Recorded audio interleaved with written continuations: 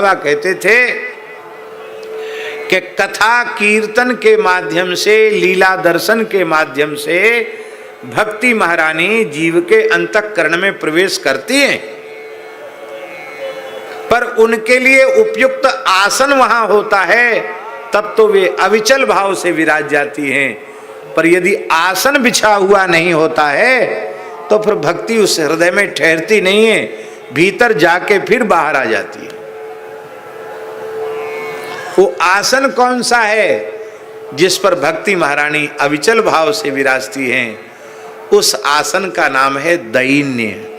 दीनता के आसन पर भक्ति बैठती है। भक्ति का जो सिंहासन है भैया जी, वो है दैन्य। तृणादपि सुनीचेन तरोरपि सहिष्णुना अमानिना मानदेन कीर्तनीय सदारि। महाप्रभु जी के चरित्र में तो दीनता का ऐसा दर्शन है, छाती फटने लग जाती है। चैतन्य लीला में कैसी अद्भुत दीनता है, क्या कहना, क्या सिखाई है दीनता, अद्भुत है। तो अत्रि जी महाराज कह रहे हैं कि हमारे में कुछ नहीं है, अकाम तो हम हैं नहीं, क्योंकि यदि हम अकाम होते तो पुत्र की कामना से हम तप क्यों करते? भागवत जी में वर्णन है, अत्रि जी ने पुत्र की कामना से तप किया, और तप भी बड़े विचित्र ढंग से किया। अत्रि जी ने नाम नहीं लिया किसी भगवान का, न राम जी का, न कृष्ण भगवान का, न नारायण का, किसी का नाम नहीं लिया। वो कहने लगे जो इस पूरे ब्रह्मांड की व्यवस्था का निर्वाहक है, पालक है, सर्जक है, संहारक है, वो जगदीश्वर है, जो भी इस जगत का ईश्वर है, सर्वेश्वर है, वो मेरे ऊपर कृपा करे, मुझे दर्शन दे और मेरे अभीष्ट की पूर्ति करे। तो तपस्या चित्रकूट में कर रहे थे, पूरी हुई तो ब्रह्मा विष्णु महेश प्रकट हो गए। महात्मा बड़े मुंह फट्ट होते हैं। अत्रि जी बोले हमने बुलाए एक, आए आप तीन। हमने तो किसी एक को बुलाया था कि जो भी एक जगत का ईश्वर हो, जगदीश्वर हो, वो मेरे समक्ष उपस्थित हो, मुझे दर्शन दे। आप त्रिदेव क्यों उपस्थित हुए हैं? का इहोपहूता, भागवत जी का वाक्य। आप तीनों में से हमने किसको बुलाया? तो तीनों देवता हंसने लगे, बोले हम तीनों ही मिलकर जगत के कारण हैं। बंटवारा हम लोगों ने कर लिया है। ब्रह्मा जी सृष्टि उत्पन्न करते हैं, मैं विष्णु पालन करता हूँ, और ये हमारे स्वरूप ही रुद्र हैं, ये संहार करते हैं। इसलिए हम तीनों देवता प्रसन्न हैं, और तीनों देवता आपके यहाँ पुत्र रूप में आवेंगे। ब्रह्मा जी चंद्रमा के रूप में आए, विष्णु भगवान दत्तात्रेय भगवान के रूप में आए, और श्री शंकर जी महर्षि दुर्वासा के रूप में आए। तो तीनों देवता पुत्र बने। तो आप कह रहे हैं कि निष्काम तो हम नहीं है, निष्काम होते तो पुत्र की कामना से तप क्यों करते? पर दीन हम जरूर हैं, सर्व साधन शून्य हैं। ये क्या है? अच्छा एक बात बताओ, क्या अत्रि जी सर्व साधन शून्य हैं? अत्रि जी तो सर्व साधन संपन्न हैं, वे सर्व साधन शून्य कैसे हो सकते हैं? पर इसी का नाम है दैन्य। हे भगवान, इसलिए आपने इतनी सुंदर बात कही, और अब मेरी समझ में आ गया कि ये जानकी जी सब कुछ छोड़ के आपके पीछे क्यों लग गई। अब समझ में आ गया। अब जानी मैं श्री चतुराई, भजी तुम्हें सब देव बिहाई। आज श्री जी की, लक्ष्मी जी की चतुराई हमारी समझ में आ गई। देवताओं को त्याग कर उन्होंने आपको ही भजा।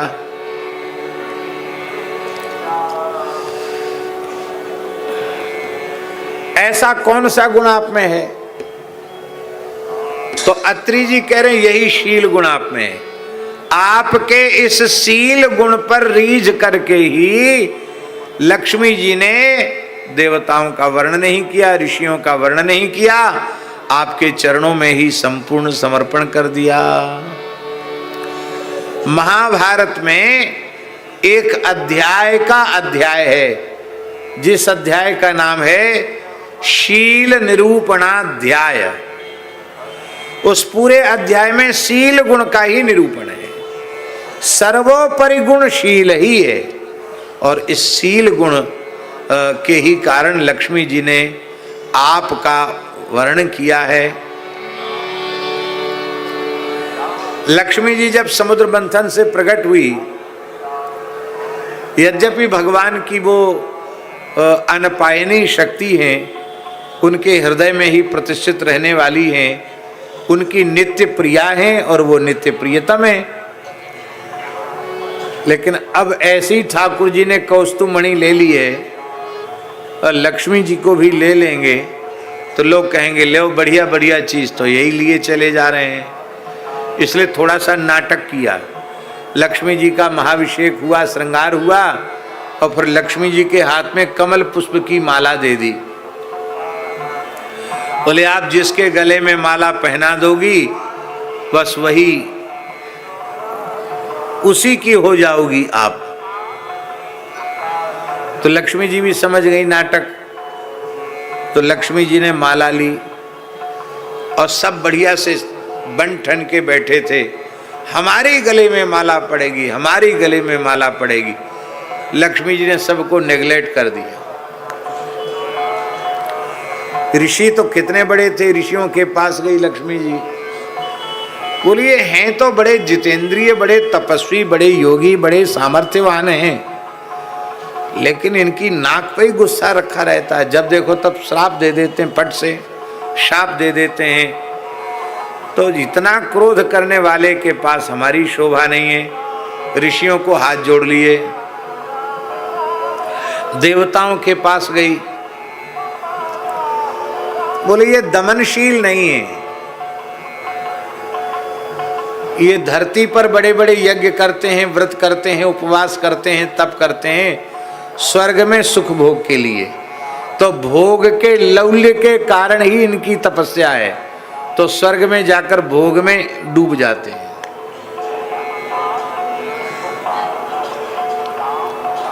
ये भोगी हैं, अजितेंद्रिय हैं, इंद्रिय लोलुप हैं।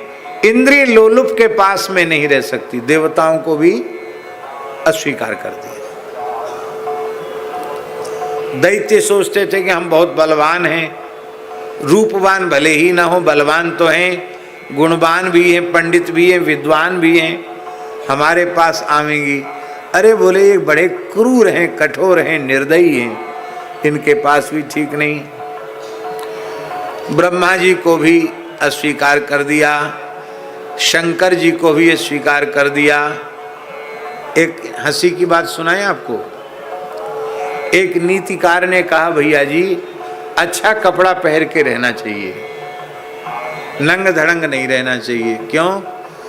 बोले अच्छे कपड़ा पहन के विष्णु भगवान थे इसलिए लक्ष्मी जी ने माला डाल दी, शंकर जी नंगे थे इसलिए उनकी तरफ देखा तक नहीं। बोलो भक्त वत्सल भगवान की जय। किसी नीतिकार ने कहा है इसलिए वस्त्राभूषणों से सुसज्जित रहना चाहिए तो ही लक्ष्मी मिलेगी, नहीं तो नहीं मिलेगी।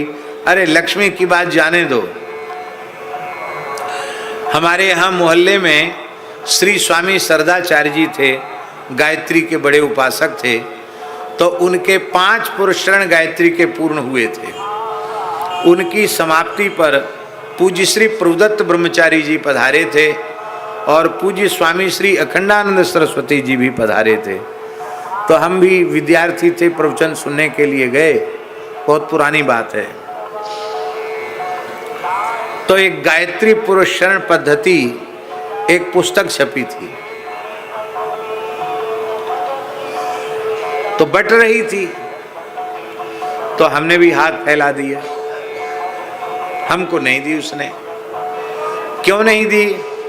कि हम बहुत सामान्य रहते थे, एक तौलिया लगाए थे, घुटने तक का कपड़ा और एक गमछा ओढ़े थे, दुबला पतला शरीर, घोट मोट। तो हमको नहीं दी, हमको ऐसी बावरा सा समझा, मांगने पर भी बांटने वाले ने हमको नहीं दी। और एक महानुभाव बैठे थे, वो हमसे ही व्याकरण पढ़ते थे और स्वरूप खूब दर्शनीय था उनका, और अभी संज्ञा प्रकरण ही पढ़ रहे थे, ज्यादा नहीं कोई के बहुत बड़े पंडित हो गए हों। वो बढ़िया सुंदर कल्प चढ़ी हुई धोती, सुंदर कुर्ता, एक पटका यहाँ डाल के बैठे थे, बढ़िया बाल बाल काट के बैठे थे। तो उनको उसने बड़े आदर से पुस्तक दी। उनको शास्त्री जी समझा, हमको मूर्खानंद समझा। हमने महाराज जी से जाकर कहा, महाराज जी ने उस समय ये श्लोक सुनाया, बोले शंकर जी कपड़ा नहीं पहने थे तो उनको लक्ष्मी जी नहीं मिली, और विष्णु भगवान बढ़िया कपड़ा लत्ता पहने थे इसलिए मिल गई। वेशभूषा का भी आदर होता है। बोलो भक्तवत्सल भगवान की जय। तो इसलिए शंकर जी के पास भी लक्ष्मी जी नहीं गई, नंग धड़ंग के पास जाकर क्या करूंगी, पर भगवान के पास गई और भगवान के कंठ में माला लक्ष्मी जी ने अर्पित कर दी। बोलो लक्ष्मी नारायण भगवान की जय। भगवान ने कहा कि सबको अस्वीकार करके मुझे स्वीकार क्यों किया? तो लक्ष्मी जी ने कहा सब में कोई न कोई दोष है, आप में दोष की गंध भी नहीं है। आप असंख्य कल्याण गुणगण निलय हैं, अचिंत्य असंख्य अनंत गुणगण उनके समुद्र हैं आप। मैं तो आपकी ही सदा सर्वदा से दासी हूं, आपको छोड़कर मेरा प्राण जीवन धन और कौन हो सकता है? इसलिए मैंने